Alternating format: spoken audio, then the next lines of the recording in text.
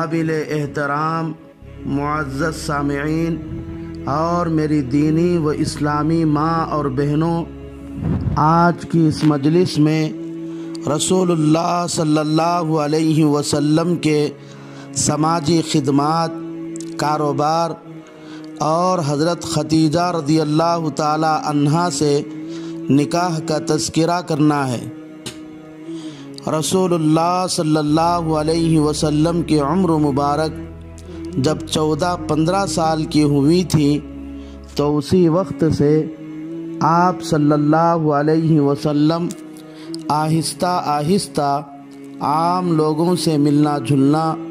لین دین کیا کرتے تھے۔ اس لیے لوگ آپ کی زندگی، عادات، اخلاق کی اعلیٰ شان کو حیرت انگیز نگاہوں سے دیکھتے اور تعجب کرتے تھے۔ بات میں سچائی، معاملات میں صفائی،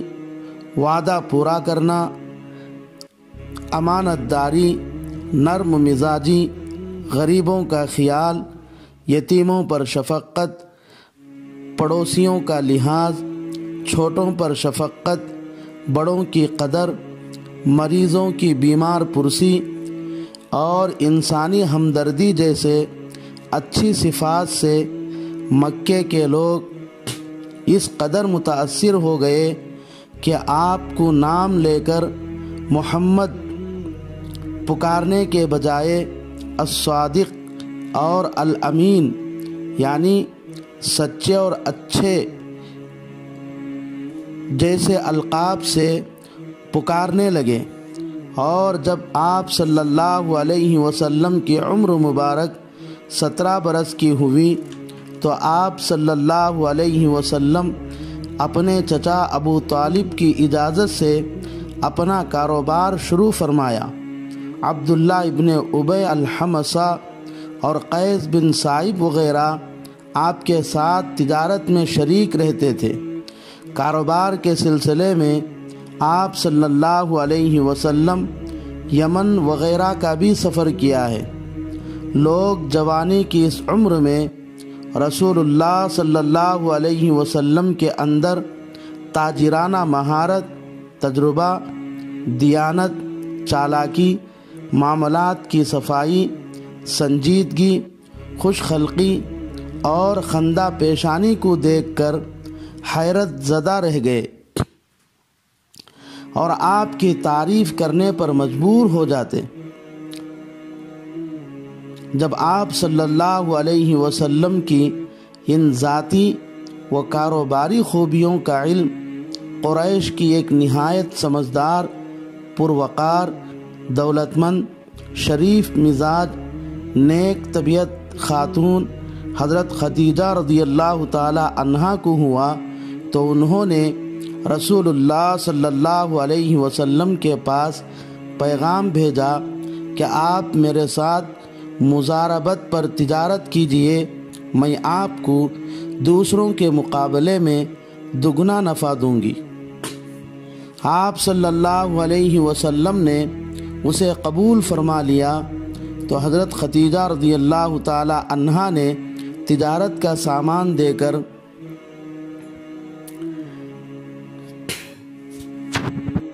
معاملہ طے کر لیا، اور جب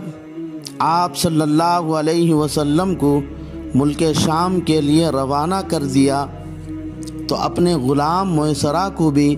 یہ کہہ کر ساتھ کر دیا کہ وہ رسول اللہ صلی اللہ علیہ وسلم کے عادات، اخلاق وغیرہ امور پر نظر رکھے۔ جب رسول اللہ صلی اللہ علیہ وسلم کا تجارت کا یہ قافلہ مکہ سے نکل کر ملک شام کے لیے روانہ ہوا تو راستے میں جب تیسرے منزل پر پہنچا تو 2 اونٹ جن پر تجارت کا سامان لدا ہوا تھا بیمار ہو کر نیچے گر گئے اور مرنے کے قریب ہو گئے تو آپ صلی اللہ علیہ وسلم میسرہ غلام کے ساتھ ان اونٹوں کے پاس آئے اور ان بیمار اونٹوں کے ماتھے اور کمر پر ہاتھ لگایا اور کچھ پڑھ کر دم کیا تو وہ اونٹ اٹھ کر کھڑے ہو گئے اور قافلے والوں کے ساتھ چلنے لگے۔ سارے قافلے والے رسول اللہ صلی اللہ علیہ وسلم کا یہ معجزہ دیکھ کر حیرت میں پڑ گئے اور آگے بڑھے۔ جب ملک شام کے قریب پہنچے تو ایک پرانے عبادت خانے کے قریب ٹھہرے۔ اس عبادت خانے کے متولی اور عابد کا نام نستورہ تھا۔ اس عبادت خانے سے لگ کر ایک درخت تھا جو بالکل سوکھ چکا تھا، یہاں تک کہ اس درخت کے تمام پتے جھڑ چکے تھے۔ قافلہ والوں میں ہر آدمی ایک ہرا بھرا سایہ دار درخت کے نیچے آرام کرنے لگا، لیکن رسول اللہ صلی اللہ علیہ وسلم اسی سوکھے درخت کے نیچے ٹھہر گئے۔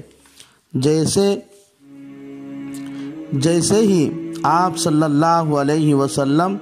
اس سوکھے درخت کے نیچے قیام فرمایا تو آپ کی برکت سے آن کے آن میں اس درخت پر اثر نو ہرے بھرے پتے لگ گئے، پھول نکل کر کھانے کے قابل پختہ پھل بھی لگ گئے۔ چاروں طرف سے اس درخت کی ٹہنیاں رسول اللہ صلی اللہ علیہ وسلم پر سایہ کرنے لگیں۔ یہ منظر جب راہب نستورہ نے دیکھ لیا تو وہ فوراً عبادت خانے سے باہر آیا اور آپ کو پہچان کر ایک پرانا صحیفہ نکال کر لایا اور اس میں لکھی ہوئی تحریر سے رسول اللہ صلی اللہ علیہ وسلم کے حلیے کو ملا کر کہا، قسم ہے انجیل نازل فرمانے والے خدا کی، یہ وہی آخری نبی ہیں جن کے آنے کی بشارت حضرت مسیح نے دی ہے، اور یہ فرمایا کہ میرے بعد اس درخت کے نیچے صرف آخری نبی ہی بیٹھیں گے۔ خدا کی قسم یہ ساری دنیا کے لیے سچے رسول ہیں، زمین اور آسمان کے لیے آپ امان ہیں۔ جس نے آپ کی اطاعت کی نجات پائے گا اور جس نے نافرمانی کی وہ غارت ہو جائے گا۔ آپ صلی اللہ علیہ وسلم جہاں جائیں گے فتح پائیں گے۔ اس نستورہ راہب نے آپ کے یہ فضائل بیان کرنے کے بعد آپ سے عرض گزار ہوا کہ آپ واپس مکہ تشریف لے جائیے، یہودی آپ کے دشمن ہیں۔ یہ سن کر رسول اللہ صلی اللہ علیہ وسلم اپنا تجارتی سامان جلد فروخت کر دیا اور اس تجارت میں اوروں کے مقابلے میں 4 گنا نفع بھی کمایا اور مکہ کی طرف واپس لوٹ گئے۔ یہاں ایک طالب علمانہ سوال ہے، وہ یہ ہے کہ جس سوکھے درخت کے نیچے آپ صلی اللہ علیہ وسلم نے قیام فرمایا، اس درخت پر خود بخود پتے لگنے اور میٹھے پھل لگنے اور ٹہنیوں کے آپ صلی اللہ علیہ وسلم پر سایہ کرنے کا کیا مطلب ہے؟ اس کا جواب یہ ہے کہ یہ درخت بیری کا درخت تھا۔ اس درخت کے نیچے حضرت عیسیٰ علیہ السلام ٹھہرے تھے۔ اس کے بعد یہ درخت سوکھ گیا تھا۔ اس کے بعد 500 سال تک کبھی بھی ہرا نہیں ہوا، لیکن آپ صلی اللہ علیہ وسلم جب اس درخت کے نیچے قیام فرمایا تو آپ کی برکت سے وہ صرف ہرا بھرا ہی نہیں بلکہ میٹھے پھل، گھنی چھاؤں کے ذریعے رسول اللہ صلی اللہ علیہ وسلم کو اور آپ کے ساتھیوں کو نفع پہنچا رہا ہے۔ اس کا مطلب یہ ہے کہ حضرت عیسیٰ علیہ السلام کے بعد دین، مذہب، شریعت بالکل دنیا سے مٹ چکی تھی۔ جس طرح اس درخت سے پتے بالکل ختم ہو چکے تھے، جس طرح رسول اللہ صلی اللہ علیہ وسلم کے اس درخت کے نیچے بیٹھنے کی برکت سے وہ درخت ہرا بھرا بھی ہوا اور میٹھے پھل اور گھنے سائے کے ذریعے دوسروں کو فائدہ بھی پہنچانے لگا، اسی طرح رسول اللہ صلی اللہ علیہ وسلم کے نبی بنائے جانے کے بعد اللہ تبارک و تعالی وہ مٹا ہوا دین دوبارہ زندہ تابندہ کرے گا، اور جو بھی ایمان اور اسلام قبول کرے گا وہ خود ہی کامیاب نہیں ہوگا بلکہ وہ دوسروں کو نفع پہنچائے گا۔ بہرحال تاجروں کا یہ قافلہ جب لوٹ کر مکہ واپس آ گیا تو میسرہ غلام نے سفر کی کارگزاری حضرت خدیجہ رضی اللہ تعالی عنہا کو سناتے ہوئے کہا، محمد صلی اللہ علیہ وسلم کو میں نے لوگوں کی زبانی